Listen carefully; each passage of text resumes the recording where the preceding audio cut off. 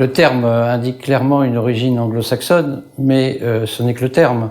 En réalité, la défense par des particuliers ou des entreprises, ou même d'autres, des personnes publiques, de leurs intérêts dans le cadre de prise de décision publique, c'est aussi vieux que le monde, c'est aussi vieux que la politique. Le lobbying, si on le considère comme la liberté fondamentale de défendre des intérêts individuels et collectifs, il est consubstantiel à la démocratie. Simplement, ce qui est nouveau, c'est le fait de l'organiser, de le réglementer et de le rendre public, notamment.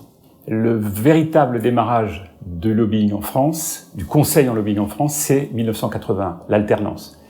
Car il y a eu un besoin très important, tant des cabinets ministériels que des entreprises, de communiquer. Les gens d'ailleurs qui ont inventé la profession et qui l'ont créée à Paris sont encore là. C'est eux qui ont créé le métier, qui ont fondé les plus grands cabinets qui sont là. Par ailleurs, depuis plus de 30 ans, le lobbying s'est autorégulé, a défini un certain nombre de règles déontologiques, a défini des règles professionnelles de fonctionnement.